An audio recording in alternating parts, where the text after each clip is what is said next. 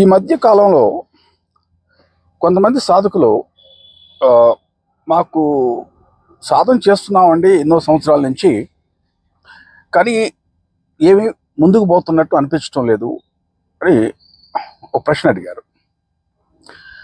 ఈ సందర్భంగా నేను ఈ వీడియో చేయటం కారణం, దీనికి మీకు ఒక ఉదాహరణ ఇస్తాను. దాన్ని బట్టి బహుశా మీకు దాన్ని ఏమంటారు, ఒక విధమైన మీకు బహుశా అర్థమవుతుంది, సారాంశం అర్థమవుతుంది అనుకుంటున్నాను. మీరు ప్రాచీన కాలంలో మనం జిపిఎస్లు అవి ఉండేవి కాదు కదా. మీరు ఒక బోట్లో కూర్చొని ఒక సముద్రాన్ని దాటడానికి ప్రయత్నం చేస్తున్నారనుకోండి. ఉదాహరణకి మీరు విశాఖపట్నం నుంచి బయలుదేరారు.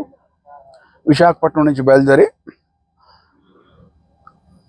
అండమాన్ దీవికి వెళ్ళాలి. విశాఖపట్నం నుంచి బయలుదేరి అండమాన్ దీవికి వెళ్ళాలి. బంగాళాఖాతం దాటుకొని వెళ్ళాలి. బంగాళాఖాతం సముద్రాన్ని దాటుకుని వెళ్తే కానీ అండమాన్ చేరుకోలేం కదా. మీరేదో మ్యాప్ తీసుకొని చూశారు, ఇన్ని కిలోమీటర్లు ఉందని తెలుసు మీకు. మీరు అది ఏ దిశలో ఉందో దాన్ని కంపాస్ అంటారు, తెలుసు కదా.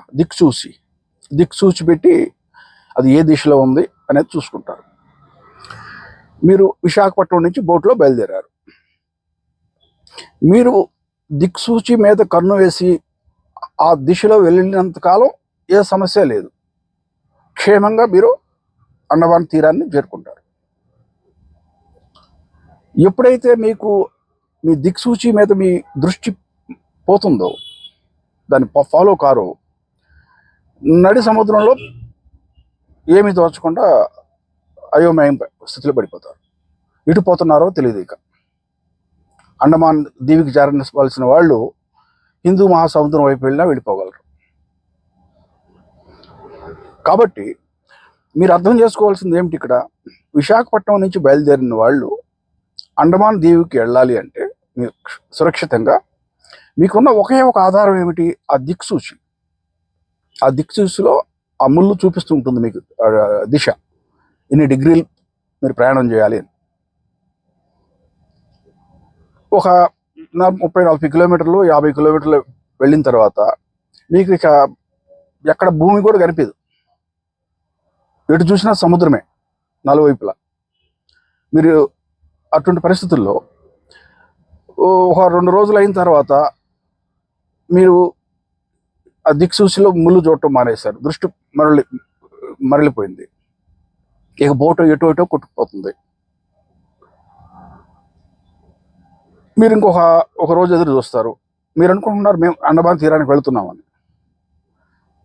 మీకు ఎక్కడ ఏం తీరం కనిపించదు.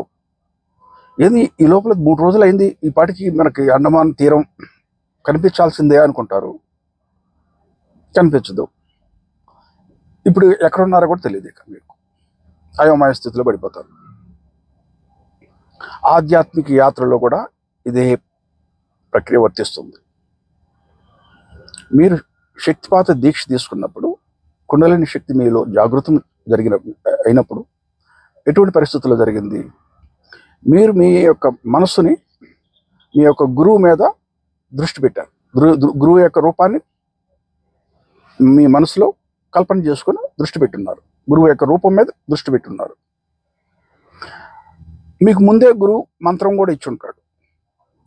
ఆ గురువు గారు ఇచ్చిన మంత్రం ఆయన యొక్క చిత్రం మీద దృష్టి పెట్టి మనసులో మానసికంగా జపం చేయటం మొదలు పెడతారు. ఆ సమయంలో మీకు శక్తిపాతం అనేది జరగటం జరుగుతుంది. గురువు నుంచి శక్తి వస్తుంది, శిష్యునిలో శక్తి జాగృతం చేసి తిరిగి మళ్ళీ వెనక్కి వెళ్ళిపోతుంది. అంటే నిప్పు రా చేయటం లాంటిది అనమాట. ఇప్పుడు అదే దృష్టిని ఇక మీకు జీవితాంతం మీకు శాశ్వతంగా ఉండాలి. మీ దైనందిన జీవితంలో కూడా మీ దృష్టి గురువు మీద ఉన్నంతకాలం ఆ శక్తి మీకు మీ కర్మలన్నింటినీ కాల్ చేస్తుంది. గురువు శక్తిపాత దీక్ష చేశారు కదా, ఇంకా గురువుతో అవసరం లేదు అనుకుంటే మీకు ఇక్కడ ఈ కర్మ ప్రక్షాళనం జరగదు ఇక్కడ. పైగా ఒక ఒక కొంతకాలం సమయం గడిచిన తర్వాత మీరు ముందుకు వెళుతున్నారో లేదో ఆధ్యాత్మికంగా అనేది కూడా మీకు అర్థం కాదు ఇక. ఎందుకంటే మీకు దేని మీద అయితే దృష్టి ఉండాలో దాని మీద నుంచి దృష్టి తొలగిపోయింది అక్కడ. అది సమస్య ఇక్కడ. దానికి కొంతమంది ఏమంటారు, గురువు మానవ రూపంలో ఉన్నాడు కదా, ఆయన దీక్ష ఇవ్వడం ఆయన పని, అవి ఇచ్చేసారు, అయిపోయింది. ఆయన ఏం భగవంతుడు కాదు కదా, మరి ఆయన మీద ఎందుకు పెట్టాలి దృష్టి? అహం అడ్డం వస్తుంది ఇక్కడ. అది సమస్య. ఇప్పుడు కోర్టులో జడ్జి ముందుకు వెళ్తారండి ఎవరైనా. ఒక గవర్నమెంట్ పెద్ద గొప్ప ఆఫీసర్ అయి ఉంటాడు, గవర్నమెంట్లో ప్రభుత్వంలో చాలా పెద్ద హోదాలో ఉన్నటువంటి ఆఫీసర్ అయి ఉంటాడు. అతను కూడా ఒక్కోసారి న్యాయం కావాల్సి వస్తుంది, కోర్టుకు వెళ్ళాల్సి వస్తుంది కదా. కోర్టులో జడ్జి కూడా ప్రభుత్వంలో ఏదో ఒక లెవెల్లో ఉంటాడు. జడ్జి కూడా ఒక ప్రోటోకాల్ ప్రకారం ఒక స్థాయిలో ఉన్నటువంటి వ్యక్తి కదా గవర్నమెంట్లో. ఇతను ఆ కోర్టుకి వెళ్ళిన అతను జడ్జి కన్నా గొప్ప హోదాలో ఉండి ఉండొచ్చు, కానీ నిలబడాలా పడలేదా జడ్జి ముందు? కానీ ఇక్కడ నిలబడుతుంది జడ్జి ముందు కాదు, అక్కడ న్యాయం ముందు నిలబడుతున్నాడు. ఆ యొక్క దేశం యొక్క న్యాయం, ఆ న్యాయానికి తోలుస్తున్నారు, ఆ చట్టానికి తల ఉంచుతున్నాడు అక్కడ. ఆ చట్టం ముందు నిలబడుతున్నాడు. జడ్జి కేవలం ఆ చట్టాన్ని అమలుపరిచే వ్యక్తి మాత్రమే. ఇక్కడ ఇతను అలా ఫీల్ అవ్వాల్సిన పని లేదు. నేనేదో చాలా గొప్ప స్థాయిలో ఉన్నాను ప్రభుత్వంలో, నేనేంది పోయి చిన్న జడ్జి ముందు ఎలా నిలబడేదని. చట్టం ముందు నిలబడుతున్నాడు అక్కడ. చట్టానికి, ప్రభుత్వానికి ఆయన లోబడి నిలబడుతున్నాడు అక్కడ. ఎందుకంటే అది పద్ధతి. దేశంలో ప్రభుత్వం పరిపాలించాల్సి వచ్చినప్పుడు చట్టాలు, కోర్టులు ఇవన్నీ న్యాయం అని ఉంటాయి కదా. మరి అవి అందరూ తప్పనిసరిగా ప్రతి ఒక్కరు ఫాలో అవ్వాల్సిందే కదా, ఎవరు ఎంత పెద్ద గొప్పవాళ్ళైనా కూడా. ఇదే విధంగా సమాజంలో ఎవరికైనా ఇప్పుడు జబ్బు చేస్తుంది, జబ్బు చేసినప్పుడు డాక్టర్ దగ్గరికి వెళ్ళాలి కదా, అది పద్ధతి. అది దగ్గరికి వెళ్ళాలి, ఆయన ఇచ్చిన మందులు తీసుకొని రావాలి, ఆయన చెప్పిన ప్రకారం ఆ మందులు వేసుకోవాలి. అప్పుడే ఆ జబ్బు తగ్గుతుంది కాలం తర్వాత. ప్రపంచంలో ఏ దేశంలో అయినా, ఏ ప్రాంతంలో అయినా, ఆఖరికి అడవుల్లో నివసించే కొండజాతి తెగలైనా ఒక భగవంతుడు ఉన్నాడని నమ్ముతారా లేదా? ఏదో ఒక దైవశక్తికి ప్రణామం చేస్తాం అందరం. ఆ దైవశక్తి అని ఉందనేది ఆ నమ్మకం లేనప్పుడు ఇక ఆధ్యాత్మిక యాత్ర అనేది మొదలు కాదు కదా. ఏ నాగరికతలో ఉన్న ప్రజలైనా కావచ్చు, ఏ మతాన్ని పాటిస్తున్న వాళ్ళైనా కావచ్చు, ఒక దైవశక్తిని నమ్ముతున్నారు అక్కడ. అయితే యోగాభ్యాసం అంటే ఏమిటి? ఆ దైవశక్తి ఎక్కడో లేదు, తనలోనే ఉందని తెలుసుకోవటం, తనకై తను తెలుసుకోవటం అన్నమాట. అందుకే యోగాభ్యాసం మొదలుపెట్టింది. అది తెలుసుకున్నాడు, ఇక మానవ జన్మ ఎత్తాల్సిన పని ఉండదు, మోక్షం వచ్చేస్తుంది. ఈ బాధలు పడాల్సిన, కష్ట సుఖాలు అనుభవించాల్సిన పని ఉండదు. ఇక ప్రతి జన్మలో దుఃఖం, బాధ ఇవన్నీ అనుభవించాల్సిన పని ఉండదు. దీని నుంచి ముక్తి పొందటానికే మనం యోగాభ్యాసం మొదలుపెట్టాం. అయితే దానికి ఒక పద్ధతి అంటూ ఉంది. శాస్త్రాల్లో ఒక పద్ధతి ప్రకారం చేయమని చెప్తున్నాయి.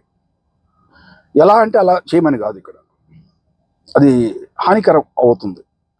ఇప్పుడు మీరు జబ్బు చేసి డాక్టర్ దగ్గరికి పోకుండా సొంత వైద్యం చేసుకుంటే అది ప్రాణానికి ముప్పు తెస్తుంది. ప్రమాదం ఉందా లేదా?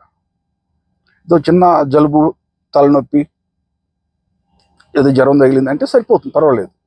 ఏదైనా పెద్ద పెద్ద జబ్బులు ఉన్నాయి, మీకు తెలీదు, డాక్టర్ దగ్గరికి వెళ్ళాలి, ఆయన టెస్టులు రాస్తారు. ఎందుకంటే ఆయనకి తెలియదు కదా మీ శరీరంలో ఎలా పరిస్థితి ఏమిటనేది. ఆ టెస్టులు రిజల్ట్స్ వచ్చినప్పుడు మళ్ళీ ఆ డాక్టర్ గారికి చూపిస్తే అప్పుడు ఆయనకి అర్థమవుతుంది బహుశా మీ శరీరంలో ఉన్న సమస్య ఏమిటనేది. అప్పుడు మందులు ఇస్తారు. అదే పద్ధతి అది. ఇదే విధంగా సమాజంలో యోగాభ్యాసం చేయాలన్నప్పుడు కొన్ని పద్ధతులను ఆ, చెప్పబడ్డాయి. అది కేవలం ఒక గురువు అనే వ్యక్తి మాధ్యమంగానే అది సాధ్యం అవుతుందని విధి నిర్ణయించడం జరిగింది అక్కడ. అతి ప్రాచీన కాలం నుంచి ఏ శాస్త్రమైనా మీరు చూడండి, గురు కృపాహి కేవలం అంటారు. అంటే గురువు మాధ్యమంగానే ఆధ్యాత్మిక యాత్ర సాగించాల్సి ఉంటుంది. ఏ విధంగా ఒక చిన్న పిల్లవాడు ఒక ఉపాధ్యాయుని మాధ్యమంగానే విద్యను అభ్యసించవలసి ఉంటుంది. అది పద్ధతి. అది స్కూల్కి వెళ్ళాలి, అందరి పిల్లలతో కూర్చోవాలి, అప్పుడే ఆ విద్య అనేది సిద్ధిస్తుంది. అంతేగాని నా దగ్గర చాలా డబ్బు ఉంది కదా, టీచర్లు నా ఇంట్లోనే పెట్టుకుని మా పిల్లలకి చదువులు చెప్పిస్తాం అనుకుంటే అది వ్యక్తిత్వం వికసించదు పిల్లలకి. ఆ విద్య పద్ధతే కాదు. ఆఖరికి శ్రీరాముడు లేదా కృష్ణుడు కూడా గురుకులానికి వెళ్ళారు. స్వయంగా భగవంతుడే గురుకులానికి వెళ్లాల్సి వచ్చింది. ఎందుకంటే తాను సృష్టించిన సృష్టిలో అది ధర్మం కాబట్టి, విద్యను అభ్యసించాల్సిన పద్ధతి కాబట్టి. అది స్వయంగా మీకు తెలిసే ఉంటుంది కదా, శ్రీరాముడు గురుకులానికి వెళ్లాల్సి వచ్చింది కదా, అలాగే శ్రీకృష్ణుడు వెళ్లాల్సి వచ్చింది గురుకులానికి. ఇదే విధంగా యోగాభ్యాసం చేయాలనుకున్నప్పుడు ఒక వ్యక్తి ఎవరైతే గురువు అని ఉంటాడో సమాజంలో, ఆ వ్యక్తి మాధ్యమంగానే అది సాధ్యం అవుతుంది. ఇక్కడ మీరు ప్రణామం చేస్తుంది ఆ వ్యక్తికి కాదు, ఆ గురుతత్వానికి. ఇందాక నేను ఉదాహరణ ఇచ్చాను, కోర్టులో మీరు ప్రణామం చేస్తున్న జడ్జికి కాదు, అక్కడ చట్టానికి, ఆ దేశం యొక్క చట్టానికి. అదేవిధంగా ఇక్కడ గురువు కాదు, వ్యక్తిగా చేయటం లేదు ప్రణామం, అక్కడ ఆ గురుతత్వానికి చేస్తున్నారు అక్కడ ప్రణామం. అది చేయనప్పుడు మీకు దృష్టి పోతుంది కదా. మళ్ళీ నేను ఇందాక ఉదాహరణ ఇచ్చాను, ఎక్కడైతే ఎలాగైతే మీరు బంగాళాఖాతంలో నావలో ఇరుక్కుపోయారో, చుట్టూ సముద్రం, ఎంతకాటికి మీకు అండమాన్ దీవులకు చేరాలి, తీరమేమో రావటం లేదు.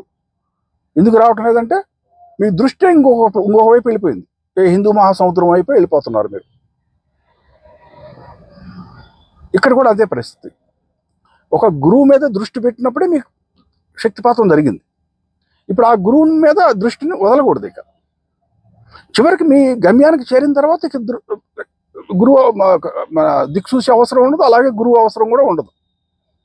ఏదో ఒక నాటికి గురువు శిష్యుడు బంధం తెగిపోతుంది అక్కడ. కానీ అప్పటిదాకా గురువు మీకు ఒక పనిముట్టుగానే ఉపయోగపడుతున్నారు. ఆ పనిముట్టు లేకపోతే మీరు అయోమయ స్థితిలో పడిపోయి అసలు ఎటుపోలేకపోతారు. ఈలోపు మాయ మళ్ళీ లాగేస్తుంది.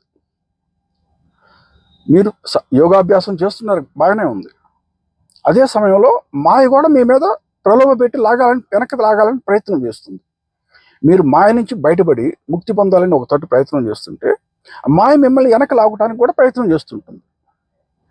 ఇప్పుడు మనం ఏదైనా అది మాయ తప్పేం కాదు, అది మాయ యొక్క తత్వమే అంత. మాయ యొక్క తత్వమే వెనకలాగటం.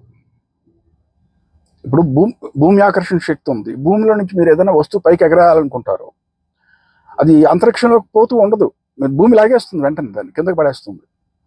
ఎందుకంటే భూమి యొక్క తత్వం కిందకి లాగటం, భూమి ఆకర్షణ శక్తి యొక్క తత్వం కిందకి లాగేయటం దేన్నైనా. అదే కూడా మీరు మాయ నుంచి బయటపడాలని ప్రయత్నం చేస్తుంటే మాయ వెనక లాగేస్తుంది మిమ్మల్ని. ఇక్కడేమో మీ దృష్టి ఏమో గురువు నుంచి దృష్టి కూడా వెళ్ళిపోయింది. ఇప్పుడు చక్కగా మాయ మిమ్మల్ని వెనక్కి లాగేస్తుంది అన్నమాట.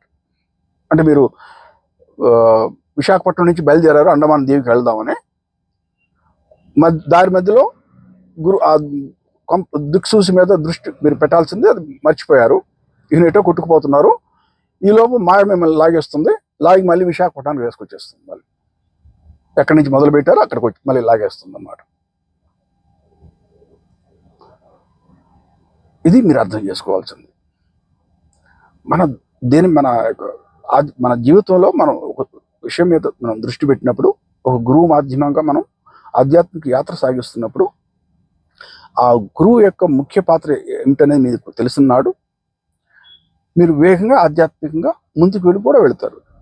మీకు అనుభవానికి కూడా వస్తుంది, నేను ఆధ్యాత్మికంగా ప్రగతి సాధిస్తున్నాననే విషయం మీకు లోపల అంతరంలో జ్ఞానోదయం అవుతూ ఉంటుంది. అది సమస్య ఏమి లేదు. కానీ ఎక్కువగా సాధకులకి ఇది జరగకపోవటానికి కారణం ఏమిటంటే ఇది. ఆధ్యాత్మిక యాత్ర యొక్క సారాంశాన్ని సరిగ్గా అర్థం చేసుకోలేకపోవటం వల్ల వచ్చిన సమస్య ఇదంతా.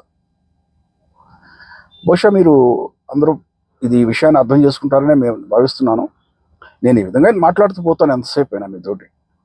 కానీ మీకు ఆ యొక్క గురుతత్వం యొక్క ముఖ్యం అంటే ప్రాముఖ్యత ఏమిటి అనేది మీకు బాగా జీర్ణం కావాలి. ఇప్పుడు మనం అమ్మని నాన్నని ప్రార్థిస్తుంటున్నాం, మాతృదేవో భవాని పితృదేవో భవాని. మనం మాతృదేవో భవాని అమ్మని ప్రార్థించినప్పుడు ఆ ప్రణామం అమ్మవే కాదు, అమ్మకి ఇక కొన్ని వేల సంవత్సరాలు వెనక్కి వెళ్ళండి. ప్రతి అమ్మ మరొక అమ్మ నుంచే పుట్టింది. గాల్లో ప్రత్యక్షం అవ్వలేదు కదా ఏ అమ్మ కూడా. ఎందుకంటే భగవంతుడు ఆ విధంగా సృష్టి రచన చేశాడు. ఆ ప్రణామం మొదటి అమ్మకు వెళుతుంది. అది పితృదేవో భవ అన్నప్పుడు అది ప్రణామం నేరుగా బ్రహ్మదేవుడికి వెళుతుంది. ఎందుకంటే సృష్టికర్త బ్రహ్మదేవుడే కదా. అదేవిధంగా ఒక గురువుకి ప్రణామం చేసినప్పుడు అది గురుతత్వానికి వెళుతుంది ఆ ప్రణామం. నేనేదో వేరే వ్యక్తికి ఇప్పుడు నేను చెప్తున్నాను ప్రణామం చేయించుకోవడానికి వ్యక్తిగతంగా అనుకోవడానికి లేదు. అక్కడ ఆ ప్రణామం గురుతత్వానికి, అంటే గురువుకి గురువు, ఆ గురువుకి గురువు అలా వెళ్ళాలండి. వేల సంవత్సరాలు వెనక్కి వెళ్ళండి. మానవ జాతికి మొదటి గురువు ఎవరు? శివుడే, దక్షిణామూర్తి రూపంలో. ఆ దక్షిణామూర్తికి చేస్తున్నారు అక్కడ ప్రణామం మీరు. అందుకని వ్యక్తిగతంగా చేయటం లేదు. ఇప్పుడు నేను శక్తిపాత గురువుని, నా యొక్క దృష్టి అంతా ఎవరి మీద ఉంటుంది? నా గురువు మీద ఉంటుంది. నా గురువు గారైన స్వామి సహజానంద తీర్థుల వారి మీద ఉంటుంది. ఆయన నాకేదో పని ఒప్పచెప్పాడు కాబట్టి నేను శక్తిపాత గురువు అయ్యాను. శక్తిపాతం చేయండి అందరికీ అని చెప్పి పని ఒప్పచెప్పారు అంతే. అంతేగాని వ్యక్తిగతంగా మీకందరికన్నా నేను ఇంకా తక్కువలో ఉండొచ్చు ఆధ్యాత్మికంగా. ఆయన పని ఒప్పచెప్పారు కాబట్టి ఒక ఆపరేటర్ లాగా, ఎలక్ట్రిక్ ఆపరేటర్, విద్యుత్ శక్తి ఆపరేటర్ లాగా బటన్ నొక్కుతున్నాను అంతే. అంతవరకే నా పని. కానీ నా దృష్టి అంతా ఎటు ఉంది? నా గురువు గారి మీద ఉంటుంది. ఇప్పుడు నిరంతరం ఆయన మీదే ఉంటుంది. ఆయన భౌతికంగా ఉన్నా లేకపోయినా నిరంతరం నా మనసు అంతా ఆయన మీదే ఉంటుంది. ఆయన ఒప్పచెప్పిన పని మీదే ఉంటుంది అక్కడ. కాకపోతే నా దగ్గర దీక్షలు తీసుకున్న శిష్యులందరూ వాళ్ళకి మంచి జరుగుతుందంటే అది నాకు సంబంధం లేదు దాంతో. అది యాదృచ్ఛికం. నేను మా గురువుగారు ఇచ్చిన పని చేస్తున్నాను అంతవరకే. ప్రపంచం బాగుపడుతుందంటే, లోక కళ్యాణం లాంటిది జరుగుతుందంటే అది యాదృచ్ఛికం. నాకు సంబంధం లేదు దాంతో. కాకపోతే మీరు అర్థం చేసుకోవాల్సింది ఏమిటంటే, మీరు ఎందుకు ఆ భావన వస్తుంది మీకు ఆధ్యాత్మికంగా, ఎందుకు మీరు ఉన్నతి సాధించలేకపోతున్నాం అనే భావన వస్తుంది. ఇన్ని సంవత్సరాల నుంచి మేము సాధన చేస్తున్నాము అండి, ఏమి ప్రగతి అనిపించడం లేదు నాకు అని అంటున్నారు. దాన్ని మీరు ప్రశ్నించుకోండి. మీరే పొరపాటు చేస్తున్నారు? మీరు పద్ధతి ప్రకారం మీకు చెప్పిన విధంగా సాధన చేస్తున్నారా లేదా? అది అప్పుడు మీకు అర్థమవుతుంది. మిగతా విషయాలు పట్టించుకోవాల్సిన అవసరం లేదు. ఇప్పుడు మీరు బంగాళాఖాతం దాటుతున్నారండి దిశ ప్రకారం.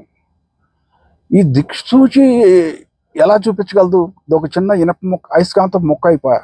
ఈ అయస్కాంతం ముక్క నన్ను ఎలా తీసుకెళ్ళగలదు అండమాన్ దీవికి కరెక్ట్గా అని దాని మీద దృష్టి మరలించేసి నేను ఇంకేదన్నా ఆసరా తీసుకుంటాను, రాత్రిపూట ఉత్తర దిశ నక్షత్రం ఉంటుంది, ధ్రువతార, ఆ నక్షత్రాన్ని పట్టుకుని వెళ్తాను. ఇవన్నీ వస్తే మీకు దృష్టి పోతుంది. అక్కడ దృష్టి పోతుంది, మీరు మళ్ళీ మాయలో పడిపోతారు, వెనక్కి వచ్చేస్తారు. ఇక అదేవిధంగా ఒక్కసారి మీరు గురువు మీద దృష్టి పెట్టి శక్తిపాత దీక్ష పొందినప్పుడు ఆ దృష్టి అలాగే ఉండిపోవాలి. అది ఎలా పనిచేస్తుంది అనేది ఎవరికి తెలియదు. ఆ గురుతత్వం ఎలా పనిచేస్తుంది అనేది అది ఒక రహస్యం. అది భగవంతుడి యొక్క కృప ఏ విధంగా మన మీద పనిచేస్తుంది అనేది ఎవరికి తెలియదు. అది కేవలం భగవంతుడికి మాత్రమే తెలుస్తుంది. మన పని ఎంతవరకు ఎలా పనిచేస్తుందని తెలుసుకోవడంలో మనకి అవసరం కూడా లేదు. మీకు జ్వరం తగిలింది, డాక్టర్ టాబ్లెట్ ఇచ్చాడు, టాబ్లెట్ వేసుకోండి మీకు జ్వరం తగ్గిపోతుంది. అంతేగాని ఆ టాబ్లెట్ డోలో వేసుకున్నారు, అది లోపల శరీరంలోకి పోయి అది ఎలా పనిచేస్తుంది, అది ఎలా జ్వరాన్ని తగ్గిస్తుంది, అదంతా మీకు ఎందుకండి? ఆ జ్ఞానం మీకు అనవసరం కదా. అదేవిధంగా ఇంకేదో జబ్బు అయి ఉండొచ్చు, మీకు డాక్టర్ గారు మందులు రాశారు, ఏ మందు 4-5 రకాల మందులు రాశారు అనుకోండి, ఏ మందు ఏ విధంగా శరీరంలో పనిచేస్తుంది, ఏ క్రిములను సంహరిస్తుంది, దానివల్ల మీరు ఎలా మీ శరీరం ఎలా మీకు ఆ జబ్బు నుంచి ముక్తి పొందుతున్నారు, ఇవన్నీ మీకు అవసరం లేదు. అది అంతా బయోకెమిస్ట్రీ సబ్జెక్ట్, అది ఫార్మకాలజీ బయోకెమిస్ట్రీ ఆ సబ్జెక్టులు వేరే. మీరు ఒకవేళ డాక్టర్ అయ్యవలసి ఉంటే అప్పుడు అవన్నీ మీకు అవసరం. మీ పని మీరు జబ్బు నుంచి ముక్తి పొందటమే మీకు కావాల్సింది. అదేవిధంగా గురువు మీద ఫోకస్ చేసినప్పుడు దృష్టిని గురువు అంటే మరి మీ గురుతత్వం అంటే దానికి రూపం ఉండదు కదా, ఏదో ఒక మానవ రూపంలోనే ఉండాలి కదా గురువు అనేవాడు. ఏ రూపం లేకపోతే మీరు దృష్టి దేని మీద పెడతారు? భగవంతుడికి రూపం లేదు, సచ్చిదానంద స్వరూపుడు, పరాశక్తికి రూపం లేదు. ఆ విషయం గమనించండి. ఎక్కువగా జరుగుతున్నది ఇదే అన్నమాట. ఒక ఎదుటి వ్యక్తి మీరు ఆ గురుతత్వం యొక్క ప్రాముఖ్యతని మీరు పసిగట్టలేకపోతున్నారు. ఏదో ఎవరో మీకు దీక్ష ఇచ్చారు అంతవరకే అనుకుంటున్నారు. ఆ వ్యక్తి ఆధ్యాత్మికంగా ఆయన పెద్ద ఉన్నత స్థానంలో లేడు, ఆయనకన్నా నాకే బాగా తెలుసు, ఇంకా జ్ఞానం ఉంది అనుకుంటున్నారు. ఓకే, తెలిసే ఉండొచ్చు, మీకు గురువు కన్నా మీకు ఎక్కువ జ్ఞానం ఉండి ఉండొచ్చు. కానీ మీరు మాయలో నుంచి ముక్తి పొందాలంటే ఆ గురుతత్వాన్ని పూజించాలి. అక్కడ ఆ రూపంలో మీకు ఏ రూపంలో అయితే గురుతత్వం దొరికిందో ఆ గురుతత్వాన్ని మీరు పూజించాలి. ఇది పద్ధతి. ఇప్పుడు నేను యోగాభ్యాసం చేయదలుచుకుంటాను, నాకు ఏ మానవ గురువుతో సంబంధం లేదు అని ఏ విశ్వామిత్రున్నో ఎవరినో దత్తాత్రేయుడినో ఊహించేసుకొని నేను సాధన చేయటం మొదలు పెడతాను. అది అసలు పద్ధతే కాదు. ఇక్కడ మానవ రూపంలో ఏదో ఒక గురువు మీకు ఇవ్వాలి, దీక్ష అనేది ఇవ్వాలి అక్కడ. అంతేగాని ఏదో పురాణాల్లో పుస్తకాల్లో నుంచి ఏదో ఒక గొప్ప మహర్షి ఉంటాడు, పురాణాలు వేదవ్యాసుడు లేదా విశ్వామిత్రుడు వశిష్ఠుడు, నాకు ఆయనే గురువు అంటే మీకు అసలు ప్రయాణమే మొదలు కాదు అక్కడ. మరి అసలు పద్ధతే కాదు. అది చేయాలనుకుంటే మీ ఇష్టం. అది ప్రతిదానికి ఒక పద్ధతిని పెట్టాడు భగవంతుడు. గురువు అని ఒక వ్యక్తిని సమాజంలో నియమించాడు. ఏ విధంగా అయితే ఇప్పుడు జబ్బును తయారు చేసింది భగవంతుడే, ఆ జబ్బుకు మందును తయారు చేసింది ఆ భగవంతుడే, ఆ మందుని ఇవ్వటానికి డాక్టర్ని తయారు చేసింది ఆ భగవంతుడే, వైద్య శాస్త్రాన్ని తయారు చేసింది ఆ భగవంతుడే. ఇదే విధంగా మాయ కల్పించింది ఆ భగవంతుడే, మిమ్మల్ని మాయలో పడేసింది ఆ భగవంతుడే, ఆ మాయ నుంచి బయటపడే మార్గాన్ని చూపించి ఒక గురువుని తయారు చేసింది ఆ భగవంతుడే. అప్పుడు ఆ గురువు మాధ్యమంగా మీరు ముక్తి పొందమని మీకు దారి చూపిస్తున్నాడు. అక్కడ భగవంతుడు కృప చూపించాడు, అందుకే మీకు గురువు దొరకటం జరిగింది. అక్కడ శక్తిపాత దీక్ష పొందడం జరిగింది. అక్కడ ఇంతవరకు నేను చెప్పదలుచుకున్నది. బహుశా మీకు కొంచెమన్నా విషయం అర్థమై ఉంటుంది అనుకుంటున్నాను. I wish you all the best. మీకు అంత వేగంగా మంచి జరగాలని ఆశిస్తున్నాను. బాయ్.